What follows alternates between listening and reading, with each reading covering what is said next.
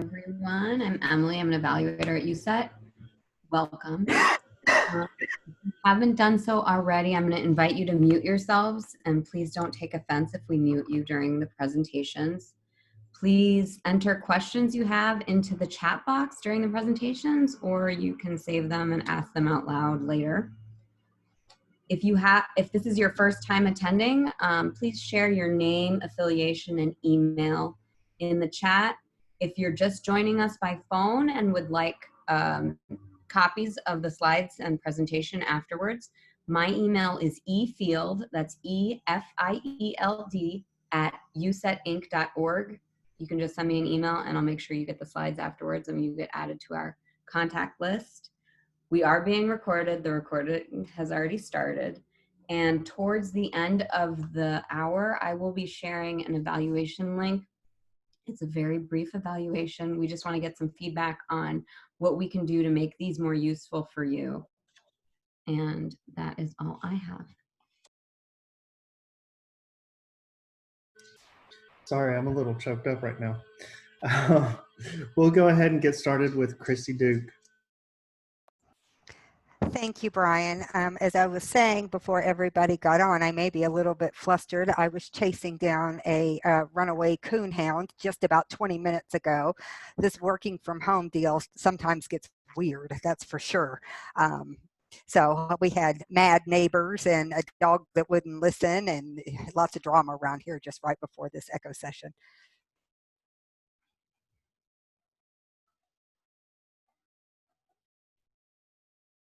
So I'm going to start out with today what I start out with every echo session and just kind of give an overview of what's going on in the USET area in terms of testing. I'm just waiting for the PowerPoint to load. Has the PowerPoint loaded for you guys yet? I don't know if I have a little bit of a delay.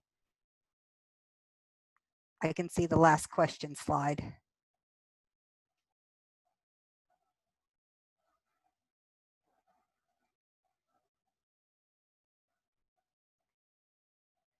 There we go. Okay.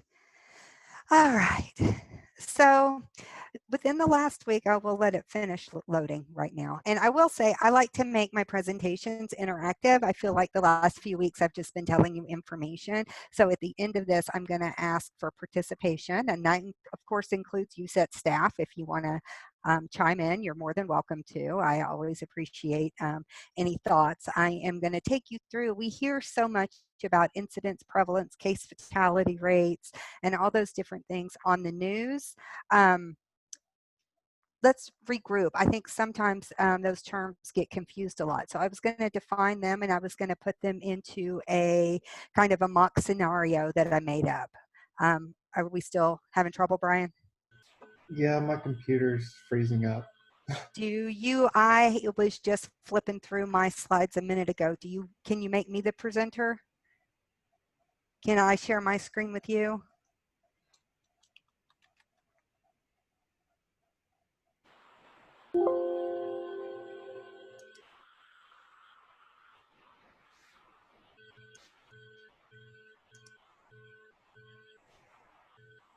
There you go. Should I get a pop-up? Can you see my screen now?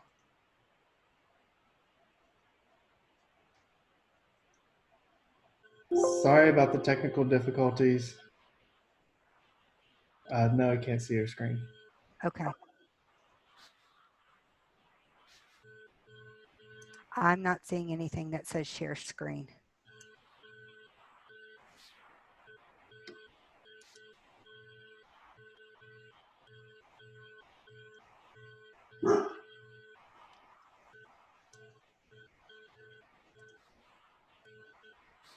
Give me just a second, y'all.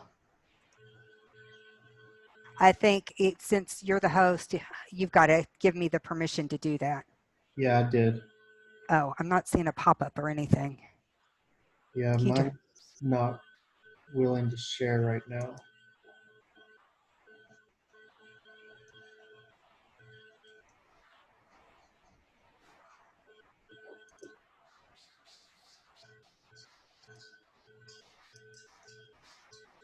You want to send them to me? I could try sharing my screen. Yeah. Let me do I've that. got it right here, Brian. I'll send it to Emily. Our apologies, y'all.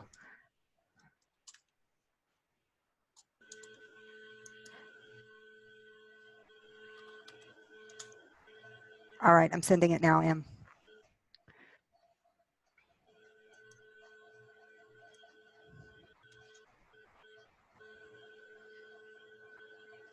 You're right, Yvette. The coonhound is laying out on the deck in the sun like he does not have a care in the world. He just had a good old romp.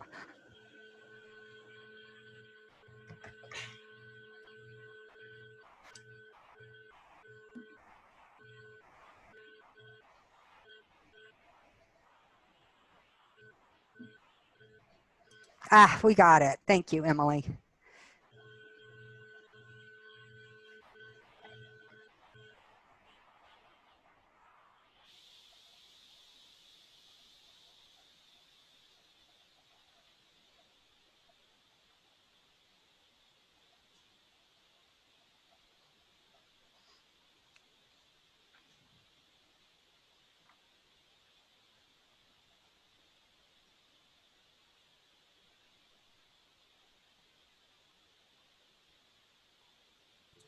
Is that good? That is good. I can see it. We can all see it. You can go to the next slide. All right, thank you, Emily. And yeah, our apologies again. So this last week, we still have 26 sites reporting. The number testing, we've had a very large increase in testing, 7,832, and that's up from almost 6,300 of last week. We have 70 more positives in our area than we had last week. And actually, these numbers are numbers as of Wednesday. I didn't have the yesterday numbers when I created this slide.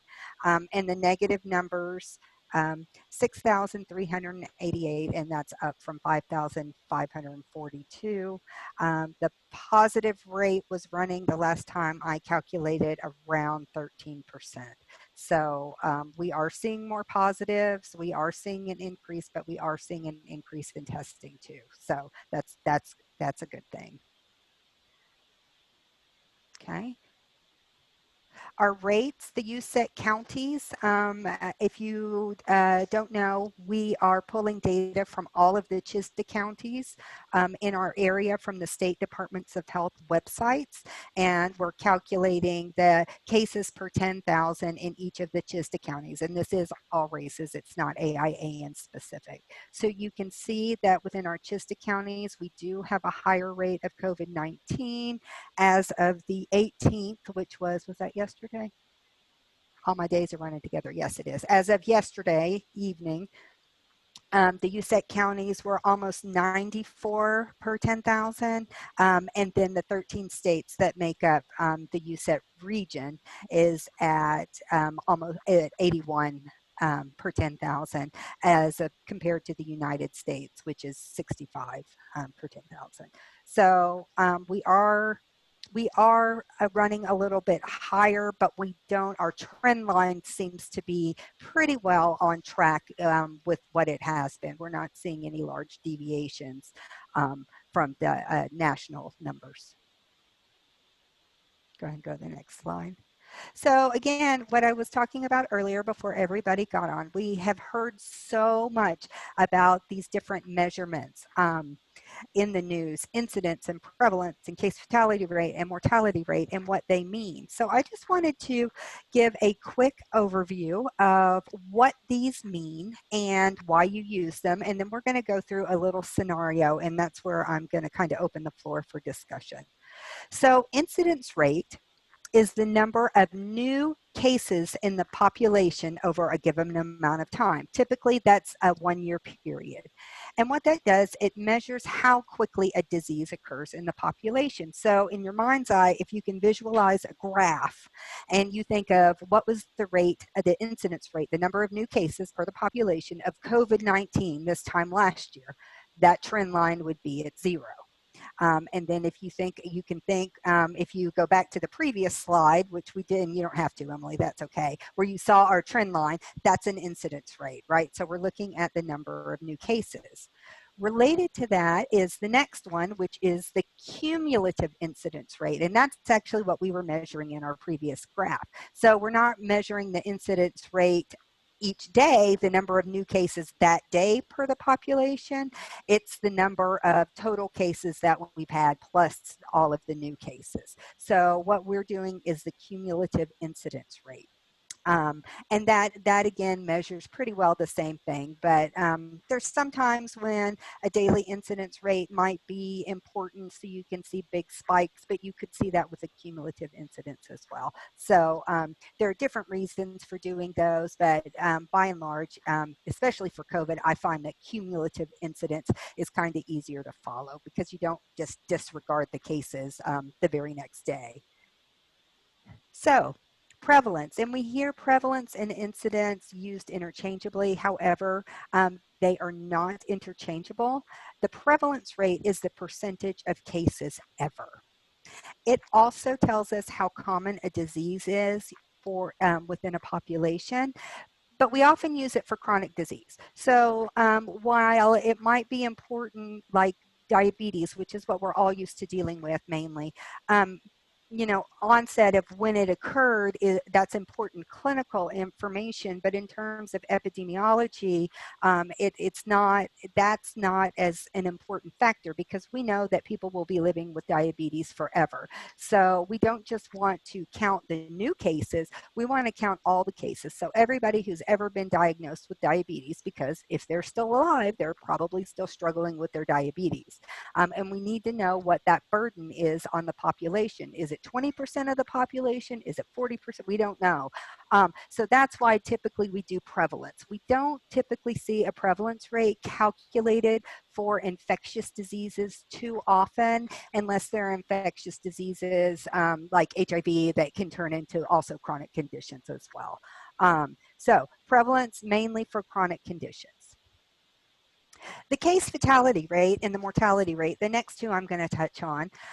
Those I've heard are interchangeable within the news and the popular media, and they are not interchangeable terms.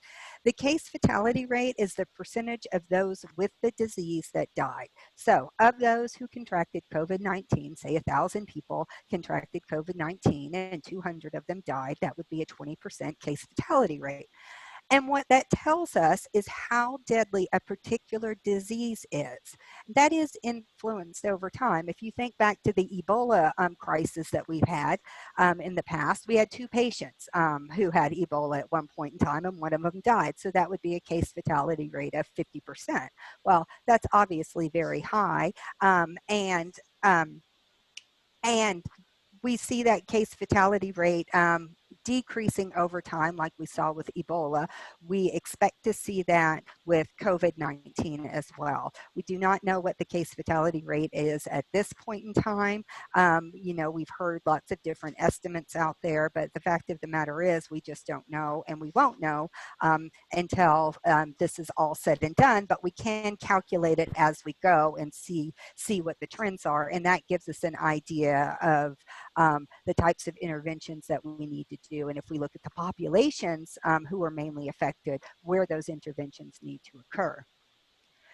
The mortality rate is the number of deaths in a population. So the total number of deaths divided by, sorry about that, divided by the population over time. And it's typically within a year's time. And that tells us how deadly a particular disease is. Or excuse me, I went to the wrong one. It says how much the population is affected by the disease as a whole. So we can think about car crashes, for example. How much is our population burdened by mortality of people dying in car crashes? Typically, anytime you have incidence rates, mortality rate, Those two things, anytime you divide by the population, the larger population as a whole, you often see that expressed as per 100,000. And that's kind of the standard across the board that public health people do. Although you will see sometimes per 10,000 or per 1,000. Within the USET epicenter, we like to do 10,000 because it just makes a little bit more intuitive sense with our smaller populations. I am doing a presentation today to NIHB, which I am expressing the graph that you previously saw showing our cumulative incidence rate, and I will do that per 100,000 just because that is kind of the standard, but you often see that when we report directly to the tribes as reported by 10,000. Okay, you can go ahead and go to the next one. All right, so I came up with a little secret scenario, and let me tell you, when this is all said and done, I really had to jerry rig the numbers to get them to come out the way that I wanted to for this scenario. So Pleasantville has been hit particularly hard by COVID-19. There have been 595 cases and 200 deaths. Okay, so 595 and 200. The first 500 cases occurred between April 1 and April 15th, 2020. 42,000 people live in Pleasantville. Okay, so I'm going to go through each of these rates and give you the calculation and compare them to the US. All right, so I calculated the simple incidence rate as of April 15th. The first 500 cases. And we see that the incidence rate, obviously, at mid-May, that incidence rate was 0. As of April 15th, tax day, there's a reason I calculated using that date. We all dread that date, I know. It is 1,190 per 100,000. Then we compare that to the US rate, and that's 191 per 100,000. So if we're an epidemiologist or a clinician or a public health person in Pleasantville, and all of a sudden on April 1st, we start seeing this influx of cases, and that quickly builds to 500 by April 15th, we realized very quickly that we've got a problem, and our rates are quickly exceeded the US rate of 191 per 100,000. So over time, we then calculate the cumulative incidence. So as of today, we have an additional 95 cases, and our cumulative incidence has climbed to 1,416 per 100,000. So if you look at those two numbers, the incidence rate 1,190 and 1,416, we're trending upward, and we're trending upward fairly quickly. The prevalence rate. The prevalence rate for the US is 0.63%. And if you see that, that is the same as the cumulative incidence rate. And because COVID-19 is new, cumulative incidence and prevalence is pretty much the same thing. So we see that across the board, but as I said, that's not just a really great measure. I just wanted to highlight that. So as of right now, prevalence and cumulative incidence is the same thing. However, I would like to point out we don't yet know if people can get COVID more than once. And so that's where the cumulative incidence and the prevalence would start to diverge, because within the cumulative incidence, you would count that person twice if they got it twice. So that's where you would start to see the rates diverge. The case fatality rate. The case fatality rate in Pleasantville is 33.61. Wow, that's really, really high in a very short period of time. And that was compared to what we have right now in the US, or at least what we had a few days ago when I made this slide, at 5.5%. The mortality rate is how much is it affecting the town as a whole? Well, Pleasantville is affected, it's 476 per 100,000 people, and we know there's only 42,000 people that live in Pleasantville. So, if I was reporting this out, I might move the decimal over and report it as 47.6 per 10,000, because that may make a little bit more sense to people. But we'll report it using the standard 476 per 100,000. However, what I did not tell you is that Pleasantville is by and large made up of a lot of nursing homes and elderly people. So then what we do is a technique that we call age adjusting. And age adjusting simply means it's a statistical mechanism that adjusts the age of the population. You know, kind of the classic example for age adjusted mortality rate is cancer in Florida. Why is the rate of cancer in Florida so much higher than it is in other areas? Does anybody know the answer to that? You can raise your hand if you want to. Emily, you're on mute. I see your mouth moving though. Elderly people. Yes, that is correct. So we know that elderly people are more likely to get cancer. So is it affecting their population as a whole? Well, yes, there are more people that are getting cancer. But if you adjust the rate to make sure that the age population mirrors that of the US's, the rate is not actually high. There are more people dying of it, but you can't compare that rate directly with the US rate because the age population is so much higher. So when we go back to Pleasantville and we calculate the age adjusted rate, we can see the mortality rate is actually significantly lower than that of the United States as a whole. Okay, and you can go on to the next slide. All right, and here's what I want to discuss, and I'm going to throw this open to everybody. If you have a rate in Pleasantville, you see an incidence rate. No, keep going.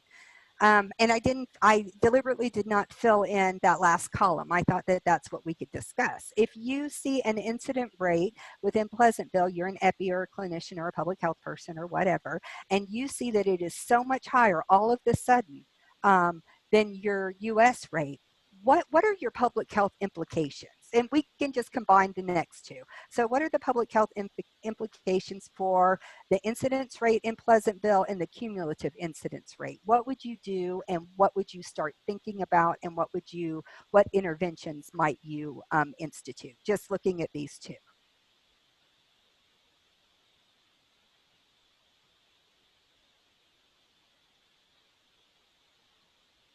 So if it were me, I'd start getting real worried real quick. Does anybody want to chime in? All of a sudden, yeah, go ahead, Yvette.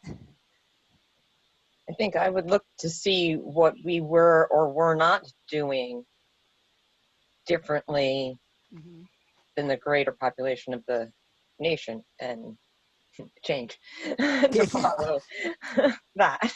Right. I totally agree. All right. Does anybody else want to chime in on what the public health implications might be? So for me, I think when I see a spike in rates like that, very, very rapidly, I start thinking clusters, right? Okay, so this is happening. It's somewhere, somehow within a group of people who are somehow connected. So for me, that's the public health implication, is I start looking to see what these cases may have in common, because a very rapid spike in that would indicate potentially a cluster, not always, but potentially a cluster outbreak. All right, prevalence. And I'll just help you out on this. Prevalence really isn't telling us much. As I said, that's more of a chronic disease measure, but I just wanted to put it in there. So you look at this and, okay, well, the Pleasantville rate is what it is, but it's not really telling us just a whole lot at this point in time. Okay. Oops, I think I should have moved the decimal over. I apologize for that. The case fatality rate. All right, so we come in, we know the incidence rate is high, we know that we have a cluster. We start seeing a lot of people dying, 33.61%. What are the public health implications of that? And what might you do? I would start asking why so many people are dying as compared to the national average. All right, and let's assume that we're right. It's a cluster amongst a nursing home. The case fatality rate is high, right? Right. So we need to do something to try to mitigate the problem in the nursing home. Mm-hmm. Mitigate the problem in the nursing home, correct. And also prevent community spread, because you're presuming that the workers are going back and forth to home, and so that education within the nursing home itself, and then also education around the community, the workers in the nursing home who are coming back and forth, and infection control as well. Okay. The mortality rate and the age-adjusted mortality rate. And I kind of put this in to throw you a little bit, because oftentimes mortality rates like this are calculated after the fact. But okay, you step back a little bit and you're calculating the mortality rate on the after the fact, and you can see that the mortality rate is 476 per 100,000 compared to 35 per 100,000, but realizing that Pleasantville has a very elderly population, and the age-adjusted mortality rate is actually lower than the US population. What are the public health implications for that? What might that mean?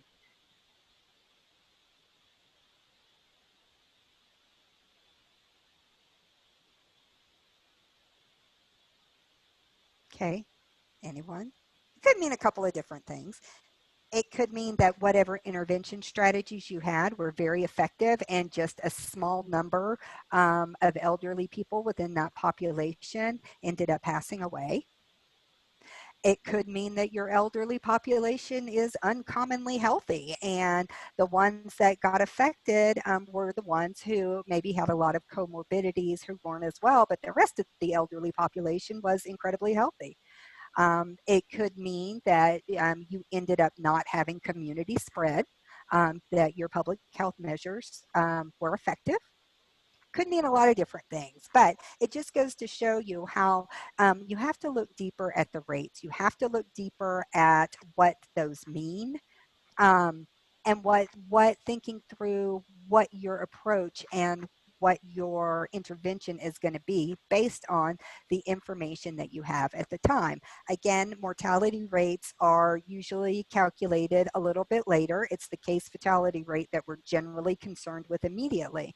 And without having the information of the age-adjusted mortality rate in your hands, you know, you've got to make decisions based on your 33.61%, and also your incidence rate. So I just wanted to kind of go through those and just show you how you think through some of those implications in those rates and what they mean, and looking a little closer behind them, and realizing that they also do have their limitations. You know, the case fatality rate, for example, is not static. It will change over time. But I just kind of wanted to show you and to see that there's a lot more to this, and there's a lot more to decision making than just the numbers. You really have to ask the why behind the numbers and dig a little deeper. And that's kind of, you know, the point of public health and these interventions. And also realizing that these numbers change and shift. And when they do change and shift, you've got to change and shift your approach. So with that said, I don't think I have anything else, but I will turn it over to Dr. Brown unless anybody has any questions for me first.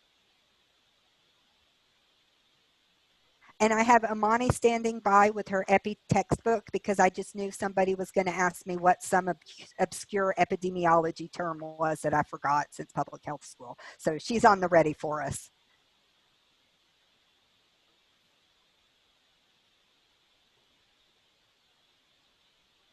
Okay. Dr. Brown, I'll turn it over to you. Okay, thank you very much, Christy. That was a really great presentation. I particularly enjoyed the questions about it. Made me think a lot. And as usual, I don't have all the answers for that. So I'm pinch hitting today for Dr. Jorge Mira, who normally gives us clinical update. I feel like I have some very big shoes to fill. Actually, I don't know what his shoe size is, but that's, of course, not a literal thing. So I'm going to talk about several things today. Next slide, please. Welcome to day 101 of the COVID-19 pandemic. This was declared a pandemic on March 11th, and yesterday marked the 100th day. So today is day 101.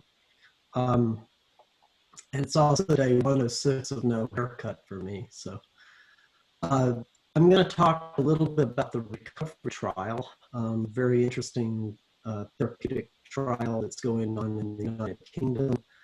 Talk a little bit about Antimalarials and their utility or lack thereof with COVID-19 therapy. Many people have accused the FDA of being a lap dog. Well, it turns out that the lap dog has some teeth, and I'll talk about that. Some very interesting genetic associations with COVID-19 severity have just come out. I'm going to revisit the severe manifestations of COVID-19 in children. A few weeks ago, I talked about Kawasaki disease and the Kawasaki disease-like syndrome associated with COVID-19. There's been a lot more of that, and I'll go today on that.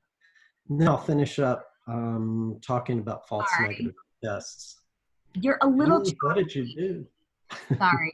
You're a little choppy sounding. Do you mind maybe stop sharing your video? That should probably make the connection stronger. Sure. Hopefully that will be better.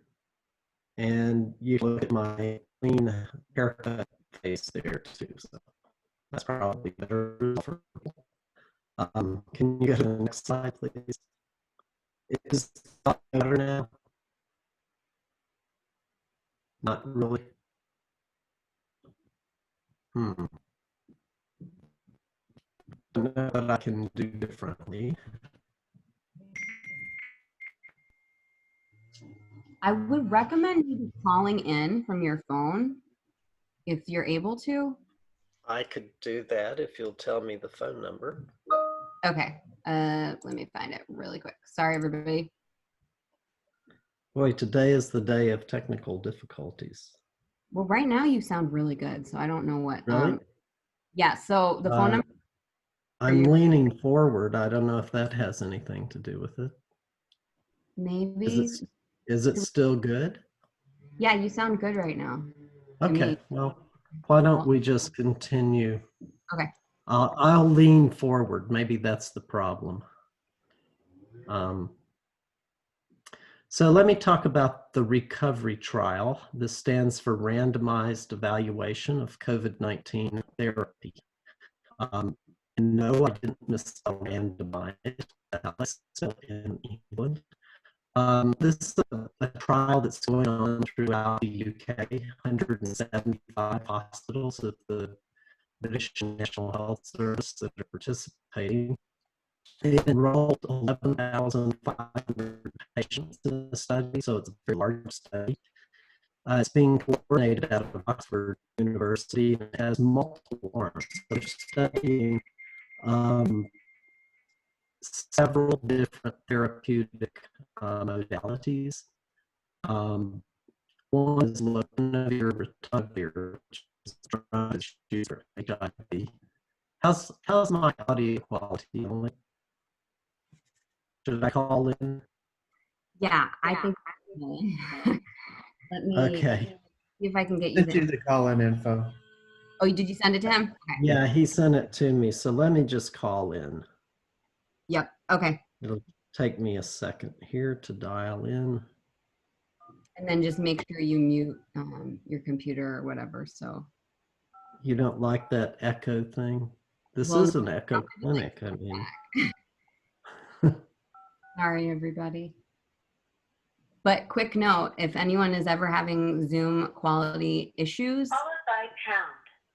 Call in. It's asking me for a number to put in, followed by pound. You have not entered any numbers. Please re-enter your meeting ID, followed by pound. Here you go. Ready? 918. Yep. You have not entered 0885.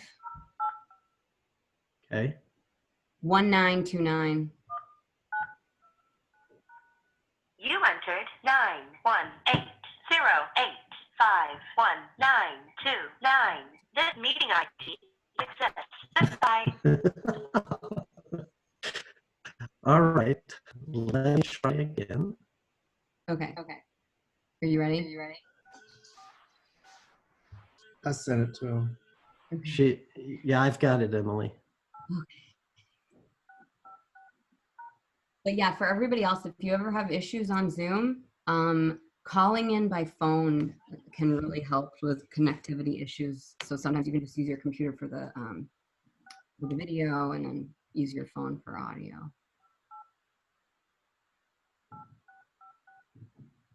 When I was in Wisconsin, that was the only way I could do it.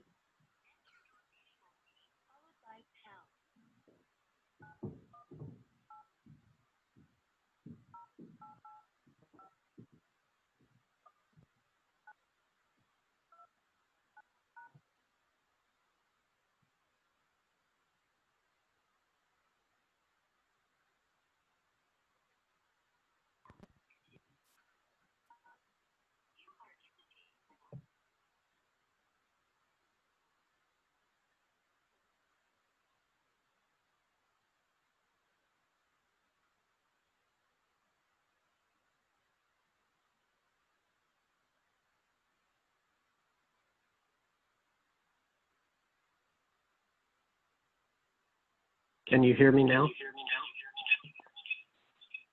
Oh, now there's an echo.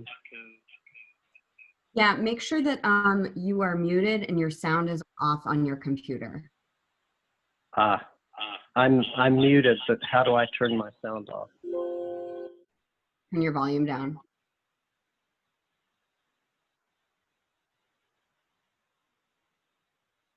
Does that work?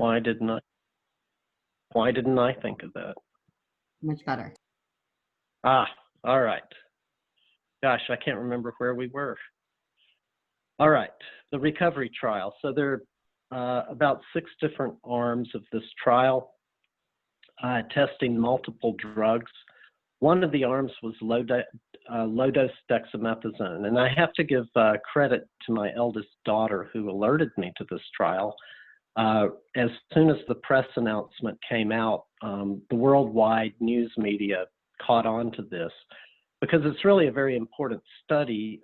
This is actually the very first trial that has been shown to have an effect on reducing mortality with COVID-19. So that's kind of a big thing.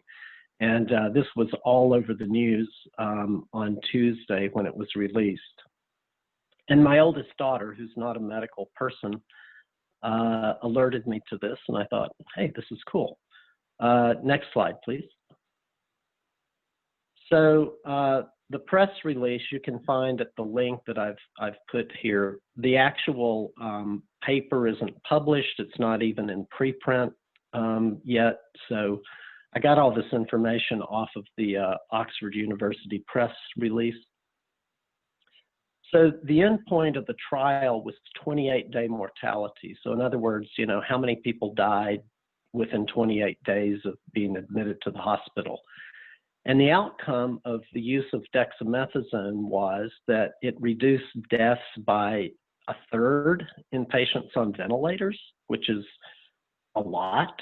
And it even reduced deaths by 1/5 in patients who were just on oxygen. So if we go to the next slide, I'll go into just a little bit more detail. There were over 2,000 patients in the treatment arm, and they were randomized to receive 6 milligrams a day of dexamethasone, which is pretty low dose, actually.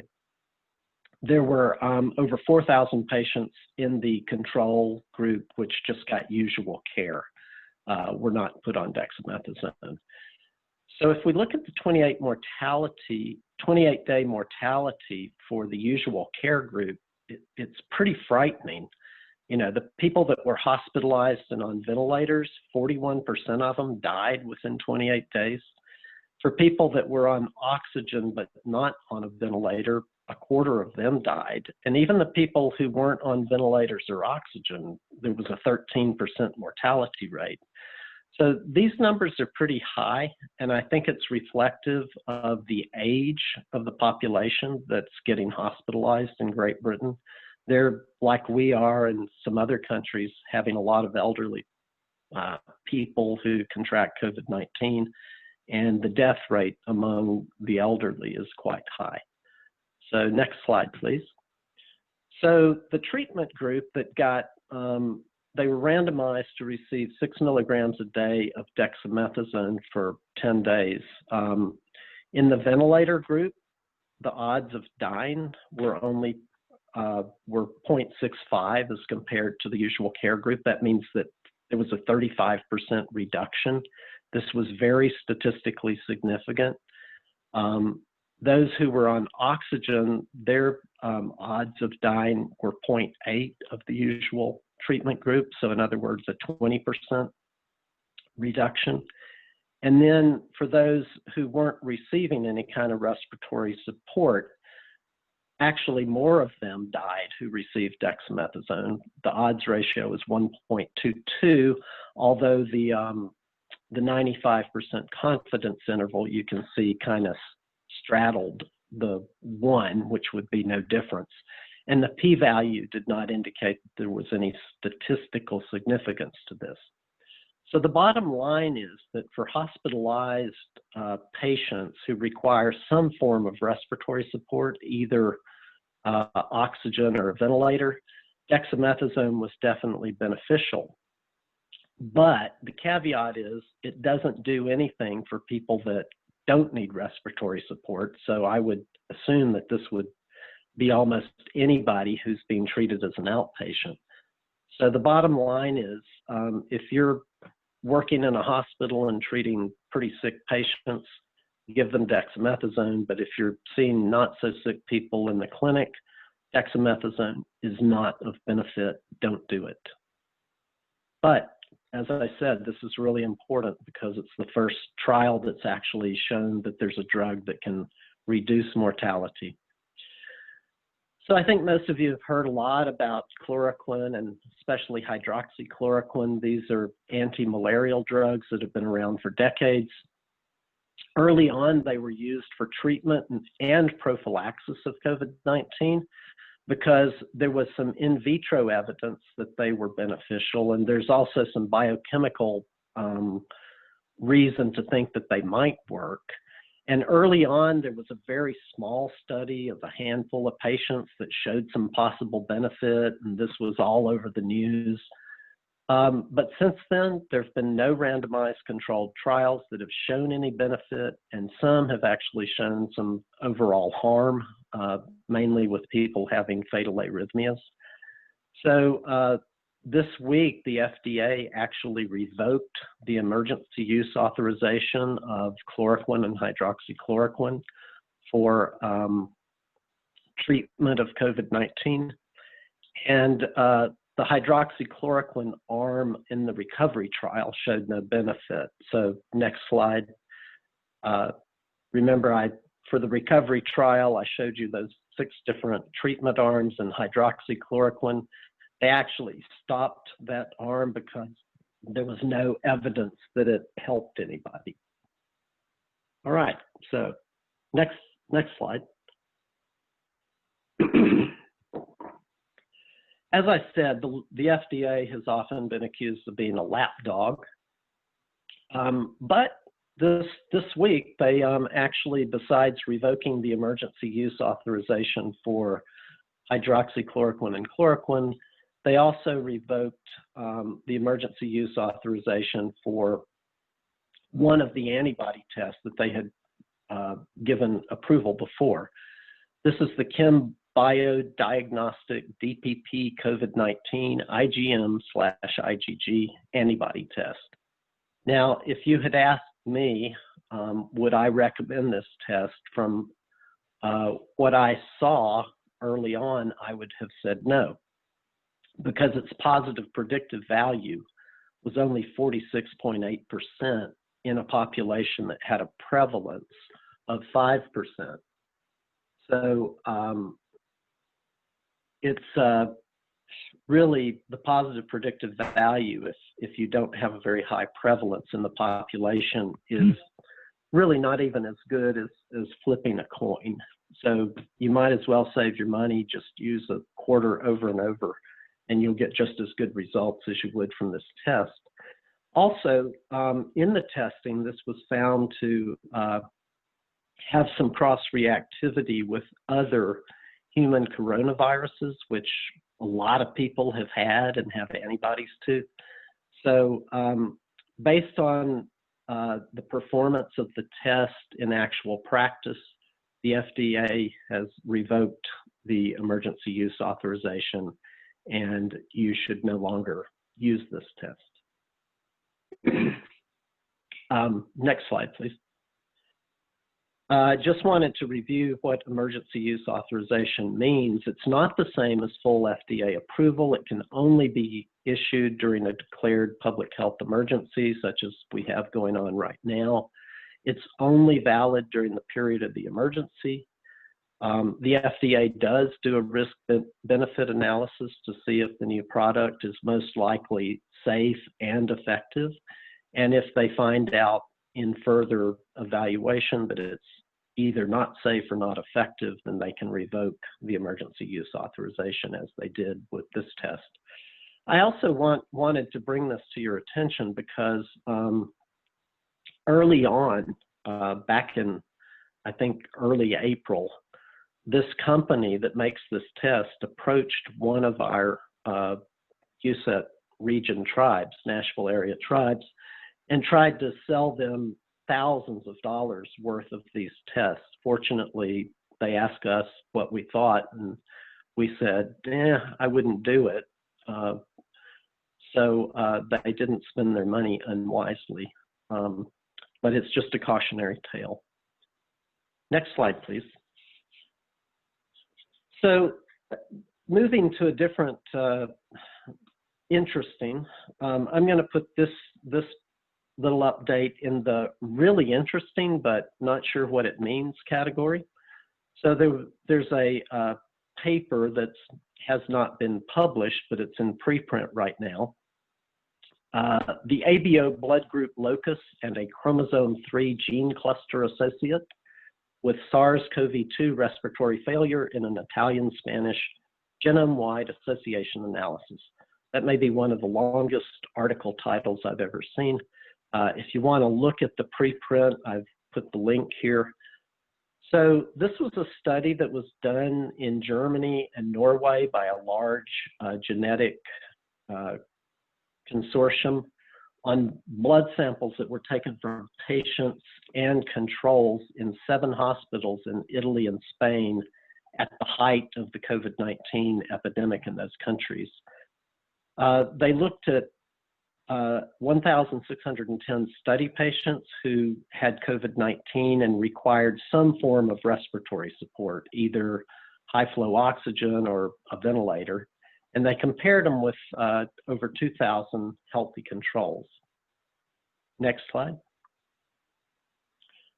So they sequenced the genome of all these thousands of people, and among the study group, the ones that were really sick, they found 2 areas that were of really high statistical significance. If you look at those p-values down there, they're really high.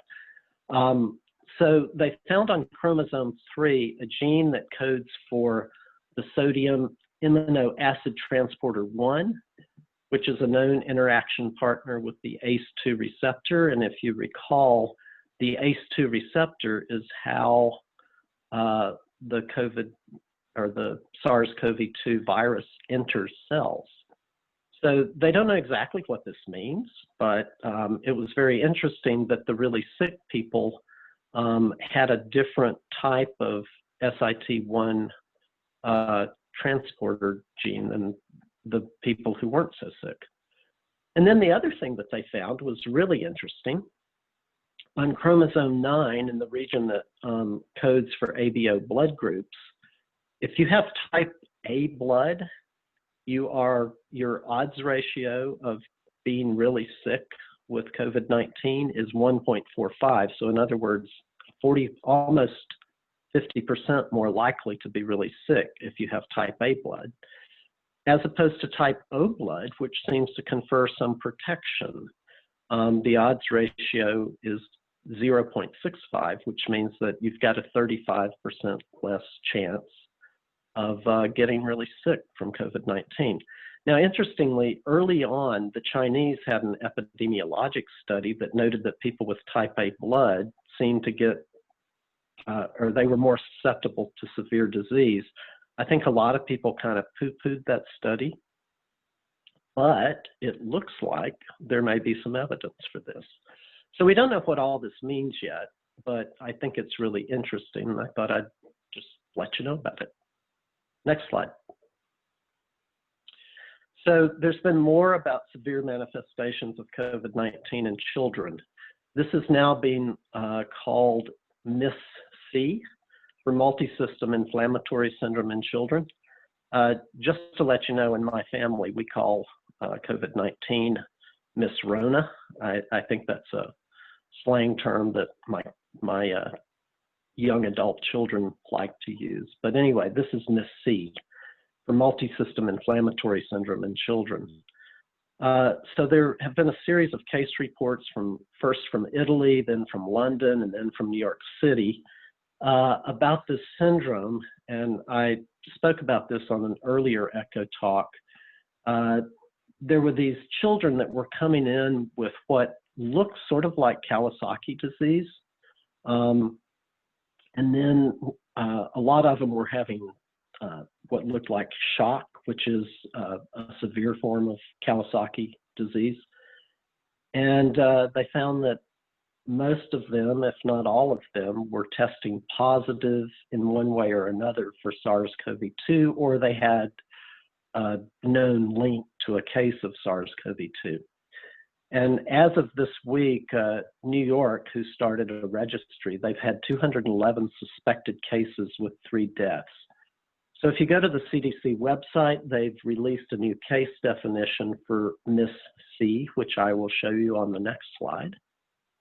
So the case definition is an individual under the age of 21 presenting with fever, which is defined as greater than or equal to 38 degrees centigrade, which is 100.4 Fahrenheit, and laboratory evidence of inflammation, and that can be a lot of different things, and evidence of clinically severe illness that requires hospitalization with at least 2 organ systems involved, and no alternative plausible diagnosis like septic shock or some other form of multi-system involvement. And then positive for current or recent SARS-CoV-2 infection by either a PCR test or an antibody test or an antigen test, or exposure to a suspected or confirmed case within the 4 weeks prior to the onset of symptoms. So they've now come out with a very good case definition for this. So just be aware of this if you're seeing patients in clinic. If you get a kid who comes in that looks anything like this, you probably need to send them to the hospital. Next slide. Most of these kids are presenting with fever, and a lot of them have GI symptoms, with abdominal pain, vomiting, and diarrhea being the most frequent.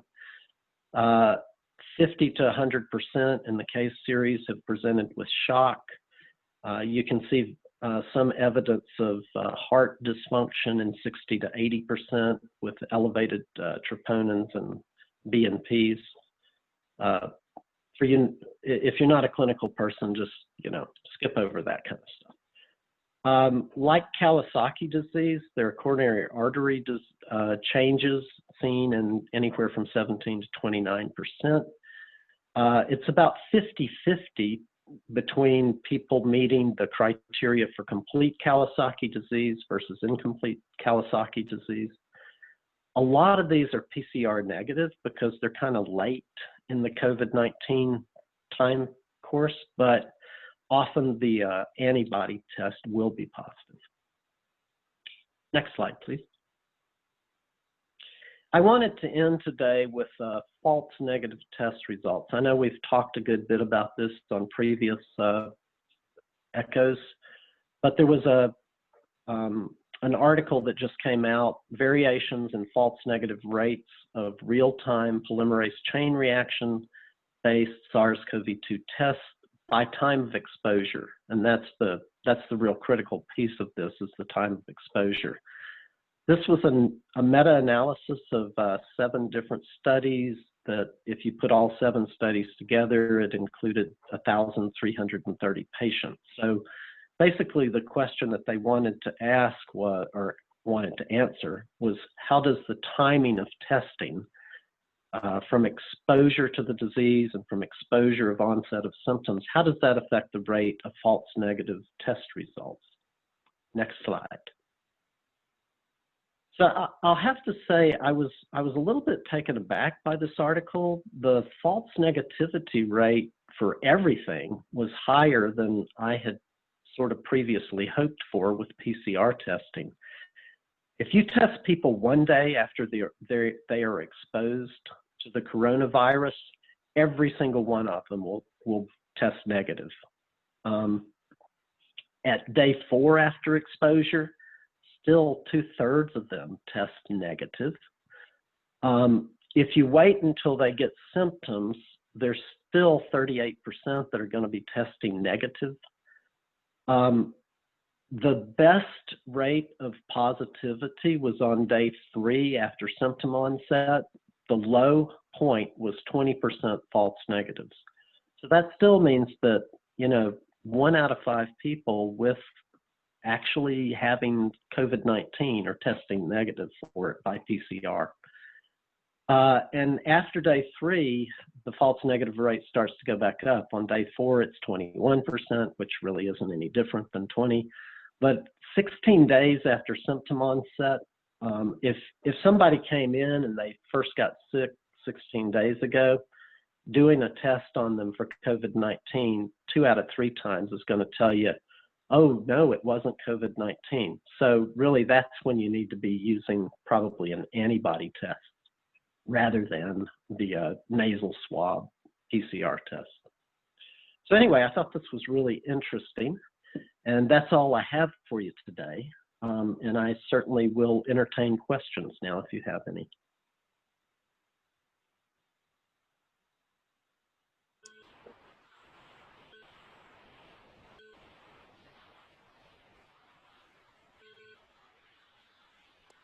Are all 8 blood types equal in that,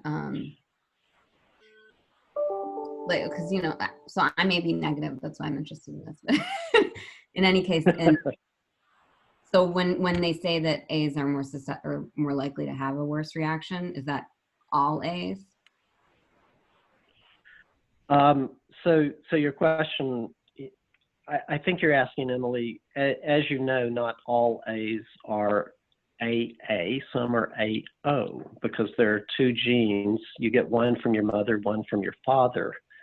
And you only have type O blood if you get an O from both parents. So people with type O blood are OO. But people with type A blood can either be AA or they can be AO, and they still test for A. Is that the question you're asking? Yeah. I was just wondering if there was a difference between how the different A's were. So this paper did not address that. And it's interesting that you asked that, because I was telling somebody about the study, and they asked that same question. So to my knowledge, they didn't look to see whether people were heterozygous or homozygous for type A. It just said people with type A blood. So, those are people, I guess, either heterozygous or homozygous for A. But I actually don't know the answer to that question. That'd be really interesting to find out. What's interesting to me is, why is this? I mean, what would your blood type have to do with whether or not you get severely ill from COVID-19? And that's the question I don't think anybody knows the answer to. Or if somebody knows that, they haven't published it yet.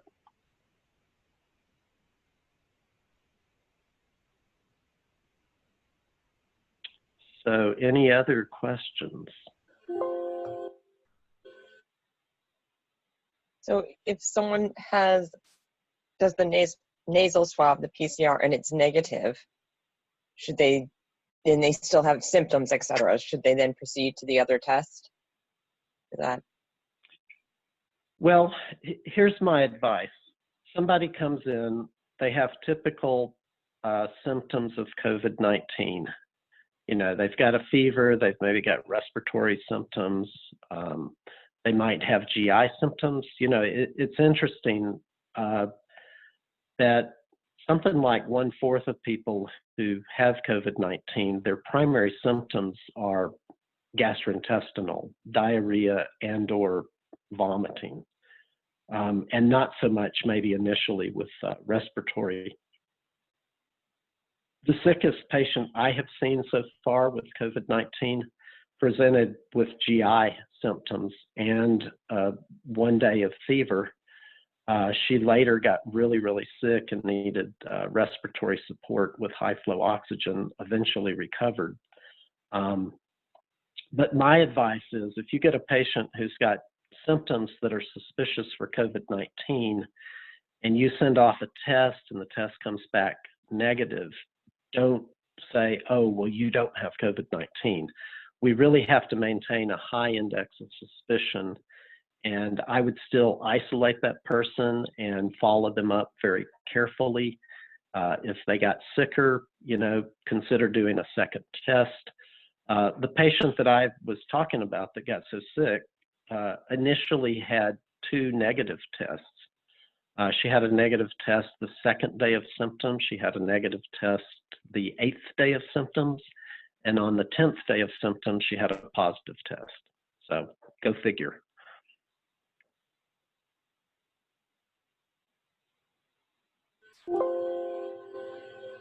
Any other questions for Dr. Brown?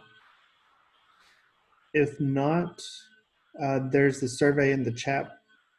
So please fill that out. Sorry for all the technical difficulties today, but it happens. So thank you all. Have a great Friday and a great weekend. Thank you.